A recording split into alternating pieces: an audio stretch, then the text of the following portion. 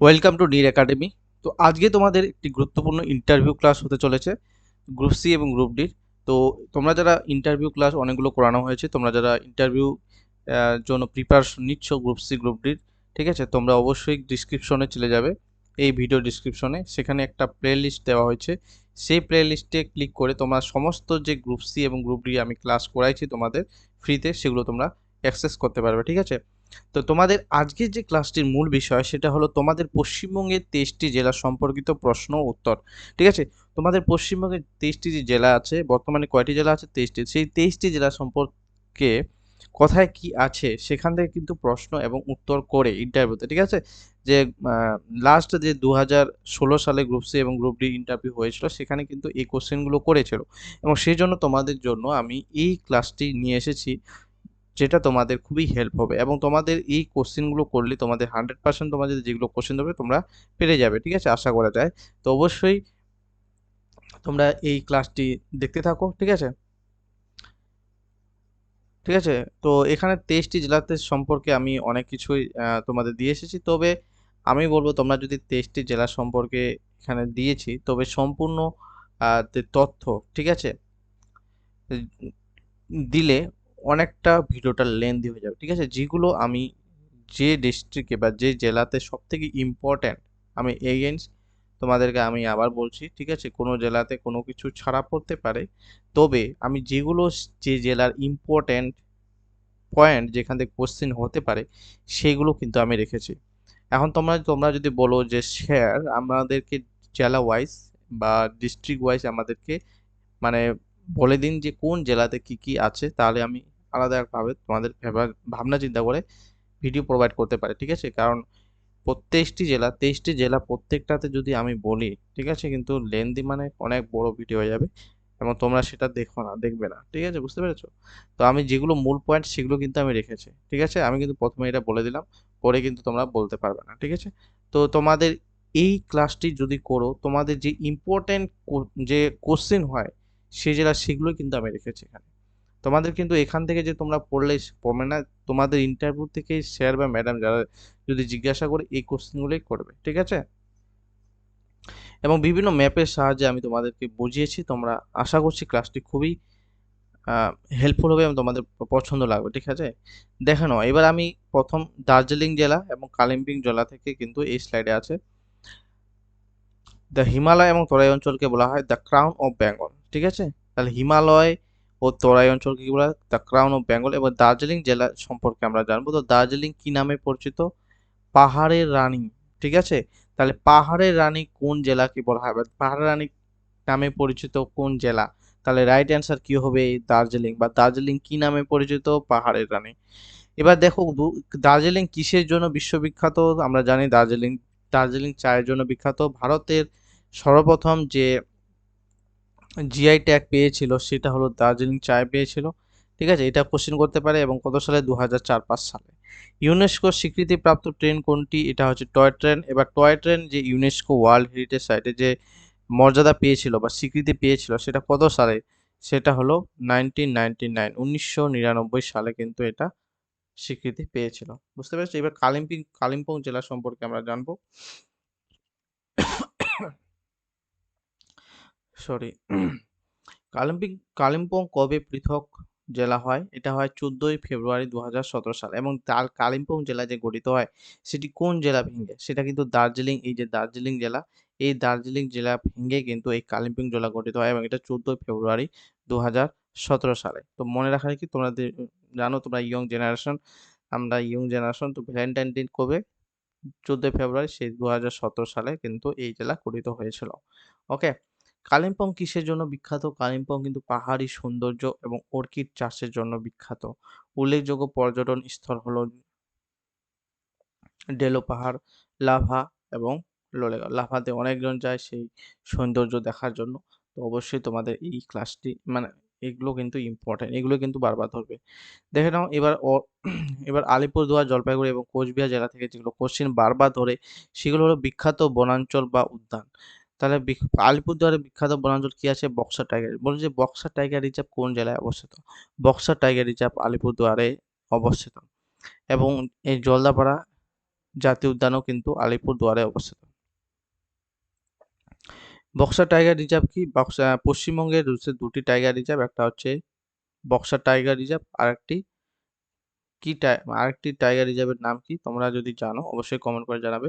এটা থাকলো তোমাদের হোমওয়ার্ক, ঠিক আছে? এবার প্রধান নদী কি? তরসা, কালজানি, রায়ডাক, ঠিক আছে? প্রধান নদী আলিপুরদুয়ারের প্রধান নদী হলো তরসা, কালজানি এবং রায়ডাক। বক্সা দুর্গ কোথায় অবস্থিত? বক্সা দুর্গ কোথায়? বক্সা পাহাড়ে অবস্থিত বক্সা দুর্গ। তো এটা সবথেকে ইম্পর্টেন্ট, এখান থেকে কোশ্চেন করতে পারে যে এই কোশ্চেনটা, সেটা হলো বক্সা টাইগার রিজার্ভ কোথায় অবস্থিত? সেটা হলো আলিপুরদুয়ারে। এবার জলপাইগুড়ি থেকে আমরা জানবো জলপাইগুড়ি কিসের জন্য বিখ্যাত? চা বাগান, জলপাইগুড়ি চা বাগান, ডুয়ার্স এবং বন সম্পদের জন্য বিখ্যাত। গরুমারা কেন বিখ্যাত? গরুমারা একশৃঙ্গ গন্ডারের জন্য বিখ্যাত। ভেরি ভেরি ইম্পর্টেন্ট এই কোশ্চেনটা, যে গরুমারা কোথায় দেখতে পাওয়া যায়? গরুমারা কিন্তু জলপাইগুড়ি, এবং দেখতে পাচ্ছ এই যে শৃঙ্গটা একশৃঙ্গ গন্ডার, তাহলে এইটাই বেশি ইম্পর্টেন্ট। আমি বললাম না যেগুলো ইম্পর্টেন্ট আমি কিন্তু সেগুলোই রেখেছি, এগুলোই কিন্তু হাইলাইটেড, ঠিক আছে? যেহেতু 23টি জেলা সম্পর্কে আমি আলোচনা করব, সেজন্য যেগুলো হাইলাইটেড কোশ্চেন সেগুলোই কিন্তু আমি রাখবো, ঠিক আছে? রেখেছি। তাহলে গরুমারা কেন বিখ্যাত? গরুমারা হলো একশৃঙ্গ গন্ডারের জন্য বিখ্যাত। গুরুত্বপূর্ণ নদী কি? জলপাইগুড়ির গুরুত্বপূর্ণ নদী হলো তিস্তা নদী। কোচবিহারে আমরা জানবো কোচবিহার কি? কোচবিহার হচ্ছে ঐতিহাসিক পরিচয় কি? প্রাক্তন দেশীয় রাজ্য এবং কোচ রাজবংশী, ঠিক আছে? এটা আমরা মনে রাখবো। কোচবিহারে কিন্তু অনেক রাজবংশী, বেশিরভাগ অংশই 75% উপর কিন্তু রাজবংশী সেখানে বসবাস করে। বিখ্যাত স্থাপত্য কি? কোচবিহারের হচ্ছে রাজবাড়ি, কোচবিহার রাজবাড়ি ও মদনমোহন মন্দির। গুরুত্বপূর্ণ নদী কি? তোর্ষা নদী। তাহলে কোচবিহারে কোন নদী প্রবাহিত হয়েছে? তোর্ষা নদী প্রবাহিত হয়েছে। নেক্সট কোশ্চেন আমরা দেখবো উত্তর দিনাজপুর সম্পর্কে। দেখো আমরা কিন্তু উপর থেকে নিচে যাচ্ছি এবং ম্যাপগুলো দেখো, ঠিক আছে? এটা হচ্ছে উত্তর দিনাজপুর, দক্ষিণ দিনাজপুর, এই মালদা, ঠিক আছে? তাহলে উত্তর দিনাজপুর জেলা সম্পর্কে আমরা জানবো। উত্তর দিনাজপুর জেলার সদর দপ্তর কি? জেলার সদর দপ্তর হলো রায়গঞ্জ। তাহলে উত্তর দিনাজপুর জেলার সদর দপ্তর রায়গঞ্জ। এবং কেন বিখ্যাত? দেখতে পাচ্ছ বার্ড, এটা কি?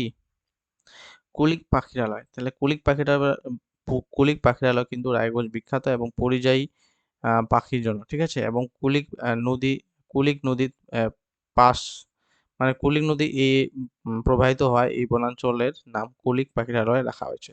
এবার দক্ষিণ দিনাজপুর সম্পর্কে জানবো। দক্ষিণ দিনাজপুর জেলার সদর দপ্তর কোথায়? বালুরঘাট। তাহলে বালুরঘাট হলো দক্ষিণ দিনাজপুর জেলার সদর দপ্তর এবং গুরুত্বপূর্ণ প্রত্নতাত্ত্বিক স্থান হলো বাণগড়। এটা ইম্পর্টেন্ট, এটা ইম্পর্টেন্ট।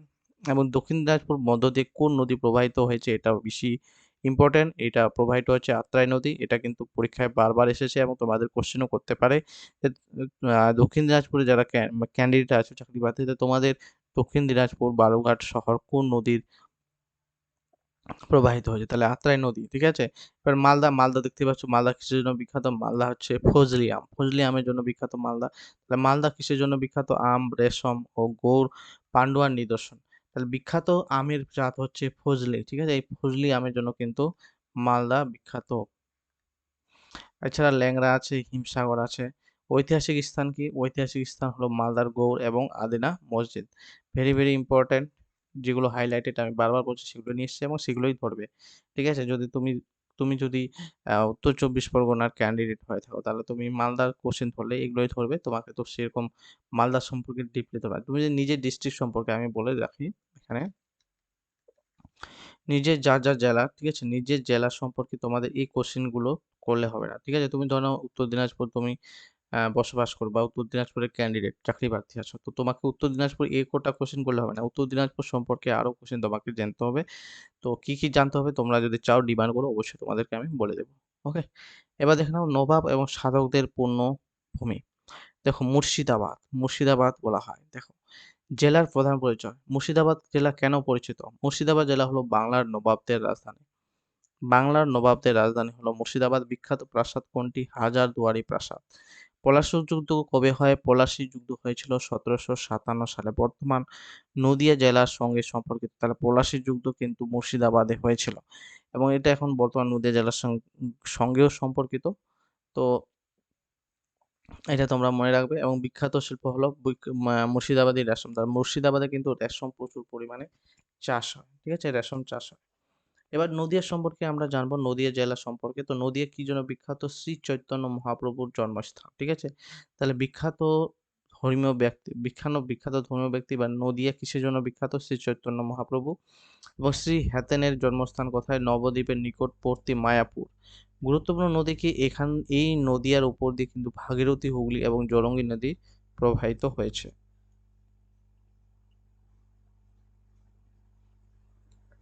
এবার দেখে নাও উত্তর চব্বিশ পরগনা। উত্তর চব্বিশ পরগনা সম্পর্কে জানবো আমরা ব্যারাকপুর সম্পর্কে জানবো। ব্যারাকপুরের ঐতিহাসিক গুরুত্ব কি? ব্যারাকপুরে কিন্তু 1857 সালে যে বিদ্রোহ হয়েছিল, ঠিক আছে, 1857 সালে কি হয়েছিল? মহাবিদ্রোহ হয়েছিল এবং সেখানে মঙ্গল পাণ্ডের বিদ্রোহ স্থল ছিল। সেখানে কি মঙ্গল পাণ্ডের বিদ্রোহ স্থল ছিল এবং গুরুত্বপূর্ণ শহর হলো উত্তর চব্বিশ পরগনার গুরুত্বপূর্ণ শহর বারাসাত, ব্যারাকপুর এবং বনগাঁ, ঠিক আছে, সীমান্তবর্তী শহরগুলো। তো তোমাদের যদি উত্তর চব্বিশ পরগনার যদি ক্যান্ডিডেট হয়ে যাও, অবশ্যই তোমরা এই উত্তর চব্বিশ পরগনার যে আরো কি কি হতে পারে কোশ্চেন, ঠিক আছে, তোমরা সেগুলো নিজে থেকে জানতে চেষ্টা করবে এবং তোমরা যদি বলো বানিয়ে দিতে, তাহলে আমি চেষ্টা করব প্রোভাইড করার, ঠিক আছে। তবে রেসপন্সের উপর ডিপেন্ড করবে, ঠিক আছে। হাওড়া। হাওড়া জেলা কিসের জন্য বিখ্যাত? হাওড়ার বিখ্যাত বোটানিক্যাল গার্ডেন, আচার্য জগদীশ চন্দ্র বসু ভারতীয় উদ্ভিদ উদ্যান, ঠিক আছে। হাওড়াতে কি আছে? আচার্য আচার্য জগদীশ চন্দ্র বসু। এবং বিখ্যাত সেতু কি আমরা জানি? আমাদের হাওড়া ব্রিজ, ঠিক আছে, হাওড়া ব্রিজ বা রবীন্দ্র সেতু। তাহলে হাওড়া ব্রিজের অপর নাম হলো রবীন্দ্র সেতু। হাওড়া স্টেশন কেন গুরুত্বপূর্ণ? ভারতের অন্যতম ব্যস্ত রেলওয়ে টার্মিনাল, ঠিক আছে, ভারতের অন্যতম ব্যস্ত রেলওয়ে টার্মিনাল হলো হাওড়া স্টেশন। এবার রাজধানী এবং উপকূল। রাজধানী আমাদের পশ্চিমবঙ্গের রাজধানী কি? কলকাতা। এবং কলকাতা সম্পর্কে আমরা জানবো, কলকাতার বিখ্যাত স্মৃতিসৌধ হলো ভিক্টোরিয়া মেমোরিয়াল। বলো ভিক্টোরিয়া মেমোরিয়ালে কে কে গেছো, ঠিক আছে। এই যে ভিক্টোরিয়া মেমোরিয়ালের ছবি এখানে দেওয়া হয়েছে। রাজধানী ইতিহাস। আমাদের যে রাজধানী ছিল ভারতের রাজধানী ছিল কলকাতা, ঠিক আছে। তাহলে কত সাল অবধি ভারতের রাজধানী ছিল? ব্রিটিশ ভারতের রাজধানী ছিল এটা 1911 সালে দিল্লিতে স্থানান্তরিত হয়েছিল, ঠিক আছে। 1911 সালে এটা স্থানান্তরিত হয়েছিল। তো আমাদের যদি কলকাতার রাজধানী হতো, বর্তমানে এখনো যদি থাকতো, তাহলে কিন্তু কলকাতা আমাদের পশ্চিমবঙ্গ জেলা আরো উন্নত হতো, তাই না? প্রধান নদী কি? এই নদী হচ্ছে হুগলি নদী, সরি। এবার দক্ষিণ চব্বিশ পরগনা কি আছে? দক্ষিণ চব্বিশ পরগনা সম্পর্কে জানবো যে সুন্দরবন কিসের জন্য বিখ্যাত? সুন্দরবন আমাদের ম্যানগ্রোভ অরণ্য। এবং সুন্দরবন কোন জেলাতে অবস্থিত? সুন্দরবন কিন্তু দক্ষিণ চব্বিশ পরগনা জেলাতে অবস্থিত এবং রয়্যাল বেঙ্গল টাইগার এবং সুন্দরী গাছের জন্য। আমি যে বলেছিলাম হোমওয়ার্ক, সেটাতেই সেখানে কিন্তু উত্তরটা তোমরা এখানে পেয়ে গেলে, ঠিক আছে। তাহলে আমাদের পশ্চিমবঙ্গে কিন্তু দুটি টাইগার রিজার্ভ আছে, একটা বক্সা টাইগার রিজার্ভ আর একটা হচ্ছে সুন্দরবন টাইগার রিজার্ভ, ঠিক আছে। এবার দেখো বিখ্যাত তীর্থস্থল কি? গঙ্গাসাগরে যে মেলা হয় সাগর দ্বীপে, সেটা হলো একটা বিখ্যাত তীর্থস্থান। নেক্সট, এবার হুগলি জেলা সম্পর্কে জানবো। হুগলি কি বিখ্যাত ধর্মীয় স্থান? হুগলি হলো বিখ্যাত ধর্মীয় স্থান কি আছে? কামারপুকুর। শ্রী রামকৃষ্ণ পরমহংসের জন্মদিন, শ্রী রামকৃষ্ণ পরমহংসের জন্মদিন বলছে, জন্মস্থান কোথায়? হুগলিতে, হুগলি জেলাতে কিন্তু জন্মস্থান। এছাড়া হুগলিতে আছে তারকেশ্বর মায়ের মন্দির আছে হুগলিতে। চন্দননগর কেন বিখ্যাত? ফরাসি ঔপনিবেশিক ইতিহাসের জন্য। ফরাসি ঔপনিবেশিক ইতিহাসে আমরা চন্দননগরের কথা কিন্তু উল্লেখ পাই। পূর্ব বর্ধমান কি? পূর্ব বর্ধমান সম্পর্কে আমরা জানবো। পূর্ব বর্ধমান কি নামে পরিচিত? পূর্ব বর্ধমান বাংলার ধানের গোলা বা প্রধান ফসল ধান। এটা কিন্তু ভেরি ভেরি ইম্পর্ট্যান্ট যে পূর্ব বর্ধমান ধানের গোলা নামে পরিচিত। বলে কোন জেলা? পশ্চিমবঙ্গের কোন জেলা ধানের গোলা নামে পরিচিত? তো রাইট অ্যান্সার কি হবে? পূর্ব বর্ধমান। বিখ্যাত মিষ্টি কি? সীতাভোগ এবং মিহিদানা। সীতাভোগ। তাহলে পূর্ব বর্ধমানে বিখ্যাত কি? সীতাভোগ ও মিষ্টি দানা। এই সীতাভোগ ও মিহিদানা, ঠিক আছে, বুঝতে পারলো? তো এবার চলে আসবো আমরা পশ্চিম বর্ধমান। পশ্চিম বর্ধমানে কি বলছে? পশ্চিম বর্ধমানে কিসের জন্য বিখ্যাত? পশ্চিম বর্ধমান কয়লা ও ইস্পাত শিল্পকেন্দ্রের জন্য বেশ বিখ্যাত। এবং পশ্চিমবঙ্গ এইটা পরীক্ষা এসেছিল যে দুর্গাপুর কোন জেলাতে অবস্থিত? দুর্গাপুর কোন জেলাতে অবস্থিত? এটা হবে পশ্চিম বর্ধমান। তো এটা অনেকেই ভুল করে এসেছিল, কেউ বলছে পূর্ব বর্ধমান না পশ্চিম বর্ধমান, প্রচুর পরিমাণে কনফিউজ হয়েছিল, ঠিক আছে। তো পশ্চিম বর্ধমান কিন্তু একটা রাইট অ্যান্সার হবে, ঠিক আছে। তাহলে পশ্চিম বর্ধমানে কিন্তু দুর্গাপুর। যদি বলে দুর্গাপুর শহরটি, তুমি অবশ্যই জানো দুর্গাপুর শহর হচ্ছে একটা শিল্প নগরী, সেখানে ইস্পাত এবং ভারী শিল্প তৈরি হয়। এটা কোন জেলাতে অবস্থিত? তোমার যদি জিজ্ঞাসা করে তাহলে তুমি কি বলবে? পশ্চিম বর্ধমান, ঠিক আছে। এছাড়া আসানসোলের কয়লা, পশ্চিমবঙ্গের আসানসোলের কয়লা কিন্তু এই পশ্চিম বর্ধমানে আছে। এবার বীরভূম সম্পর্কে জানবো। বীরভূম দেখতে পাচ্ছ ছবিটা কিসের আইকন? লোকগীতি, তাই না? বিখ্যাত লোক সংস্কৃতি হলো বাউল সংস্কৃতি, কোথায় দেখতে পাওয়া যায়? বীরভূমে আমরা কিন্তু দেখতে পাই, তাই না? তো বিখ্যাত সাংস্কৃতিক স্থান হলো শান্তিনিকেতন, রবীন্দ্রনাথের ঠাকুরের সঙ্গে যুক্ত, রবীন্দ্রনাথ ঠাকুরের সাথে শান্তিনিকেতন বীরভূমে অবস্থিত। বীরভূম শান্তিনিকেতন কোন জেলায় অবস্থিত? তো শান্তিনিকেতন কিন্তু বীরভূমে অবস্থিত, বুঝতে পেরেছো? এবার বিখ্যাত ধর্মীয় স্থান হলো তারাপীঠ। তাহলে বিখ্যাত ধর্মীয় স্থান তারাপীঠ কিন্তু আমাদের কোথায় অবস্থিত? বীরভূম জেলাতে অবস্থিত। নেক্সট আমরা জেলাতে আসবো হচ্ছে বাঁকুড়া। বাঁকুড়া সম্পর্কে আমরা জানবো। বাঁকুড়াতে কি কি আছে দেখতে পাচ্ছ, ছবি দেখে নাও। এত সুন্দরভাবে তোমাদের প্রেজেন্টেশন আমি নিয়ে এসেছি, তো অবশ্যই তোমাদের এই জন্য কি করবে, ভিডিওটাকে কিন্তু অবশ্যই লাইক করবে, কমেন্ট করবে তোমাদের ক্লাসটি কেমন লাগলো। তোমরা এতদের মানে এত কষ্ট করে ক্লাসটি করাচ্ছি, তোমরা একটা থ্যাঙ্কস পর্যন্ত তোমরা কিন্তু বলো না, ঠিক আছে? কেউ কেউ বলে, তাদেরকে আমি মানে খুব আন্তরিক দিক থেকে মানে ভালোবাসবো। কারণ অত কষ্ট, অনেক কষ্ট করে এগুলো বানানো হয় এবং ক্লাসটা করা হয়, অর্গানাইজ করা হয়। তোমাদেরকে পেড ক্লাসের জিনিসগুলো আমি ফ্রিতে প্রোভাইড করি, তো তোমাদের কিন্তু সেগুলো কিছুই মনে হয় না। তো অবশ্যই শেয়ার করবে এবং চ্যানেলে প্রথম হলে অবশ্যই চ্যানেলটিকে সাবস্ক্রাইব করবে। গ্রুপ সি গ্রুপটির কিন্তু আমি প্রচুর পরিমাণে তোমাদের ক্লাস করেছি এবং অনেক সে সেটা ভালোবাসছে, ঠিক আছে? তো এবার বাঁকুড়া সম্পর্কে জানবো। তো বাঁকুড়া কি মন্দির নগরী? বিষ্ণুপুর কেন বিখ্যাত? টেরাকোটা মন্দির ও বিষ্ণুপুর ঘরানার সঙ্গীতের জন্য কিন্তু বিখ্যাত। বিখ্যাত হস্তশিল্প নৃত্য কি? টেরাকোটার ডোকরা শিল্প এবং ছৌ নৃত্য কিন্তু বাঁকুড়াতে বিখ্যাত, ঠিক আছে? টেরাকোটা শিল্পের জন্য কিন্তু বাঁকুড়া বিখ্যাত। এবার পুরুলিয়া, পুরুলিয়া সম্পর্কে জানবো। ছৌ নাচ, ঠিক আছে? পুরুলিয়াতে কিন্তু আমরা জানবো যে ছোটনাগপুর মালভূমির প্রান্তবর্তী অঞ্চল, তাহলে ছোটনাগপুর মালভূমি এবং এই পুরুলিয়াতে বেশি পরিমাণে কিন্তু ল্যাটেরাইট মৃত্তিকা দেখা যায়, লাল মাটি, ঠিক আছে? তা ল্যাটেরাইট মৃত্তিকা পুরুলিয়াতে দেখা যায় এবং ছোটনাগপুর মালভূমি দেখা যায় হচ্ছে পুরুলিয়াতে, বেশিরভাগ অংশ পুরুলিয়াতে দেখতে পাওয়া যায়। এবং বিখ্যাত পাহাড় কোনটি? অযোধ্যা পাহাড়। পুরুলিয়া জেলার অযোধ্যা পাহাড়, ঠিক আছে, দেখতে পাওয়া যায়। এবং এই এই অংশে, এই যে পশ্চিমাংশে, এটাকে বলা হয় পশ্চিমবঙ্গের পশ্চিমাংশ। এই পশ্চিমাংশের সর্বোচ্চ শৃঙ্গ নাম কি? গর্গাবুরু। গর্গাবুরু, গর্গাবুরু তাহলে কোথায় অবস্থিত? গর্গাবুরু কিন্তু এই অযোধ্যা পাহাড়ে অবস্থিত, ওকে? বিখ্যাত লোকনৃত্য আমি বললাম একটু আগে, ছৌ নৃত্য এবং ছৌ মুখোশ দেখতে পাচ্ছ। এটা কিন্তু পুরুলিয়ার জন্য একটা খুব আদর্শ, ঠিক আছে? তো অবশ্যই পুরুলিয়ার হচ্ছে ছৌ নৃত্য বা ছৌ মুখোশ হচ্ছে খুব বিখ্যাত। এবার চলে আসলাম আমরা ঝাড়গ্রাম। ঝাড়গ্রামে সেরকম কিছু নেই। ঝাড়গ্রাম তো অনেক কিছু থাকতে পারে, তবে আমি যেটা হাইলাইট, সব থেকে ইম্পর্টেন্ট কোশ্চেন যেটা তো হতে পারে সেটা নিয়ে এসেছে। কিসের জন্য বিখ্যাত? ঝাড়গ্রাম অ্যাকচুয়ালি হচ্ছে অরণ্য, ঠিক আছে? খুব অরণ্য থাকে ঝাড়গ্রাম জেলাতে এবং আদিবাসী সম্প্রদায় বেশি থাকে, আদিবাসী সংস্কৃতি এবং পর্যটন। ঝাড়গ্রাম রাজবাড়ি এবং বেলপাহাড়ি, বেলপাহাড়ি কিন্তু সব থেকে ভালো, কারণ বেলপাহাড়ি তোমরা যাও কিন্তু সেই ভালো মানে একটা জায়গা, মনটাকে জুড়ে যাবে। পশ্চিম মেদিনীপুর দেখে নাও। পশ্চিম মেদিনীপুর খড়গপুর, আইআইটি খড়গপুর কিন্তু পশ্চিম মেদিনীপুরে অবস্থিত এবং রেলওয়ের কারখানার জন্য কিন্তু এই পশ্চিম মেদিনীপুরে আছে, ঠিক আছে? তাহলে পশ্চিম মেদিনীপুরের গুরুত্বপূর্ণ নদী কি? কংসাবতী এবং শলাবতী। বিখ্যাত সমুদ্র সৈকত হলো দীঘা ও মন্দারমণি। তাহলে দীঘা, মন্দারমণি মন্দির কোথায় অবস্থিত? পশ্চিম মেদিনীপুরে। হ্যাঁ। পূর্ব মেদিনীপুর কি আছে? পূর্ব মেদিনীপুরে দীঘা এবং মন্দারমণি অবস্থিত। হলদিয়া কেন বিখ্যাত? হলদিয়া বন্দর হচ্ছে বন্দর এবং পেট্রোকেমিক্যাল শিল্পের জন্য কিন্তু বিখ্যাত। আচ্ছা, এবার মনে হয় সম্পূর্ণ আমি শেষ করে ফেলেছি। 23টি জেলায় কমপ্লিট হয়ে গেল, ঠিক আছে? টোটাল 23টি জেলা এখানে কিন্তু কমপ্লিট। তো এবার চলে আসবো আমি এখানে, এক নজরে কিছু দেখে নাও কি বলছে। আলিপুরদুয়ার 25শে জুন, ঠিক আছে, 2014 সালে গঠিত হয়েছিল।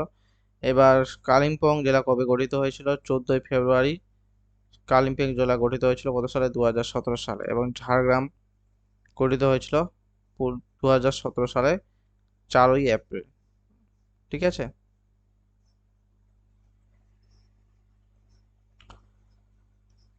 এখানে তোমাদের কিছু ছক নিয়ে এসেছি, তোমাদের ভেরি ভেরি ইম্পর্টেন্ট। দেখো, পাহাড়ের রানী বা কুইন অফ হিলস কাকে বলা হয়? দার্জিলিংকে। বাংলার ধানের গলা, ভেরি ভেরি ইম্পর্টেন্ট, প্রত্যেকটা এখানে ইম্পর্টেন্ট। পূর্ব বর্ধমানকে বলা হয় বাংলার ধানের গলা। ম্যানগ্রোভ বা রয়্যাল বেঙ্গল টাইগার কিসের জন্য বিখ্যাত? দক্ষিণ চব্বিশ পরগনার সুন্দরবনে আমরা ম্যানগ্রোভ এবং রয়্যাল বেঙ্গল টাইগার দেখতে পাই। টেরাকোটা মন্দির নগরী হচ্ছে বাঁকুড়া বিষ্ণুনগর। আর একশৃঙ্গ গন্ডার হলো জলপাইগুড়ি এবং গরুমারাতে আমরা, জলপাইগুড়ি জেলার গরুমারাতে আমরা একশৃঙ্গ গন্ডার দেখতে পাই, ঠিক আছে? এবং তাহলে কি করতে হবে, নিজের জেলার সীমানা ইতিহাস তোমরা জেনেছো, তো অবশ্যই আরো তোমাদের নিজের জেলা সম্পর্কে তোমাদেরকে জানতে হবে। আমি বারবার বলে দিচ্ছি, জেলার বিখ্যাত ব্যক্তি সম্পর্কে তোমাদেরকে জানতে হবে, সম্প্রতি কোনো সরকারি প্রকল্প আপনার জেলায় এসেছে নাকি সেটাও জানতে হবে, আপনার জেলার নাম কি, আপনার আচ্ছা এটা তোমরা কমেন্ট করে জানাবে, যেটা দিয়েছি না খুব ভালো।